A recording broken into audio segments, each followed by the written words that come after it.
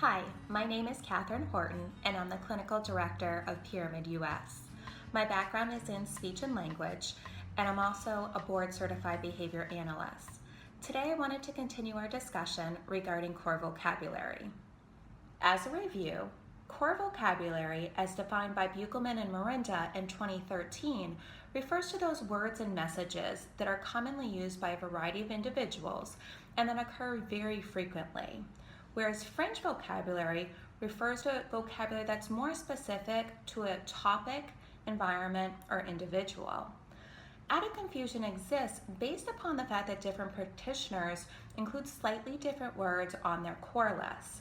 However, for our purposes today, I will be referring to the core words originally included within the 2003 article by Banerjee and colleagues entitled Core Vocabulary Determination for Toddlers. People have mistakenly asserted that pyramid is anti-core. However, our stance has always been to teach vocabulary in a way that's meaningful to our learners. We collect and analyze data to make sure that all of our students are making progress. If a student's skills aren't progressing in any way, functional academics, independent living skills, etc., then it's an indication that a change needs to occur within our lesson plans or the way that we are teaching the skills. Our approach is the same for any communication skills that we're teaching to our learners, including when we provide instruction on either core or fringe words. Further, we have long believed that the question should not be core or fringe. Rather, our model encompasses the inclusion of core words as appropriate and not a transition to core. In a video that remains available online, Dr. Jill McCleary described considerations for when to teach core vocabulary based upon research regarding typical speech and language development. The most important part of our view is that inclusion of the core words is based upon the repertoire of typically developing children who already have 350 to 400 words in their vocabulary. It's reasonable to look at an AAC user's vocabulary when it's that large to assure that the most common spoken words are being addressed by the current AAC system. However, to argue that the most frequently used words when the repertoire is at least 400 should also be representative of a person's language when the repertoire is 100 or less just as unreasonable. Dr. McCleary also notes some research suggesting that when the language of typically developing children includes an overabundance of core versus fringe words, subsequent language development may be impoverished. Thus, attempts to focus on teaching core vocabulary too early may not lead to successful long-term communicative growth. Further, despite extensive searches, we have not been able to locate any controlled or experimental studies demonstrating the effectiveness of teaching core words to our emergent communicators. In addition to analyzing core vocabulary from a developmental perspective, it may also be helpful to use Skinner's analysis of verbal behavior to classify the conditions under which the core versus fringe vocabularies generally appear.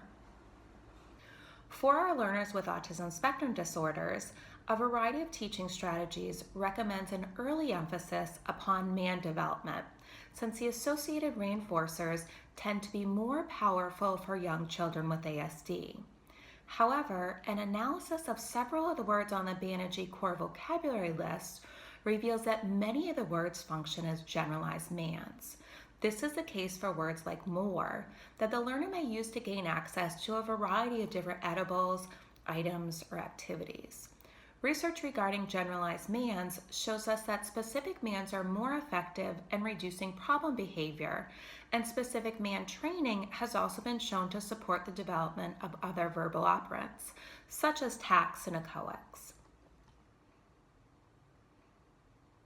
Further, if generalized mans are taught first, extinction will have to be employed to teach more specific mans later. In other words, if we teach more without teaching specific requests first, later on we're going to have to stop responding to the learner's use of more.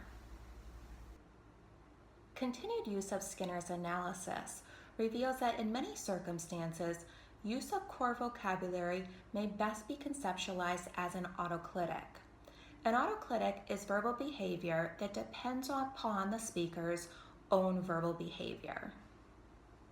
In fact, on page 30 of the book Verbal Behavior, Skinner specifically indicates, in the absence of any other verbal behavior whatsoever, autoclitics cannot occur.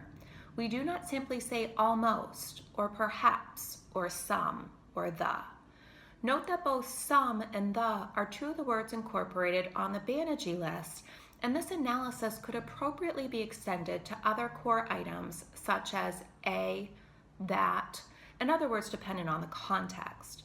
Quite simply, words like some and the modify other words and are only acquired in conjunction with other words. Children don't walk into a room and announce some. In fact, if this did happen, a communication breakdown would likely occur. Given the occurrence of challenging behavior on the part of many of our learners, it's important to ensure that early communication training focuses on teaching specific words that result in access to the exact item that's specified. This information supports our approach to focus on teaching specific vocabulary, often referred to as fringe words first. This vocabulary should be selected based upon individual preferences for each learner. Once this repertoire is in place, we continue with our assessments to determine which of the core words should be included for selection within our structured teaching lessons. Within my role as a consultant, I've had the opportunity to observe a variety of approaches for teaching core. This includes one common approach, often referred to as aided language stimulation, in which the trainer repeatedly models a variety of core words in the hopes that the student may eventually begin pointing to these same words. Put all in here. Just as with any skill, there is no one universal teaching strategy that's going to be effective for all learners. However, it's important to note that in order for modeling to be an effective teaching strategy, the student must both be attending to the communication partner as well as imitating. These two skills, in and of themselves, are oftentimes difficult for students with ASD. Given this information, we often consider a structured teaching plan when introducing new skills, including core vocabulary. One example of this approach can be found in the PECS 2nd edition manual, written in 2002 by Lori Frost and Andy Bondi, regarding the description for teaching requests for help. Help is a word commonly included on many core lists. This skill should really only be introduced after mastery of specific commands. To teach this skill, we would first identify opportunities where the learner may require assistance. For now, let's look at a student who has difficulty turning the knob of a wind-up toy. Notice that the learner is first given the opportunity to wind the knob on his own.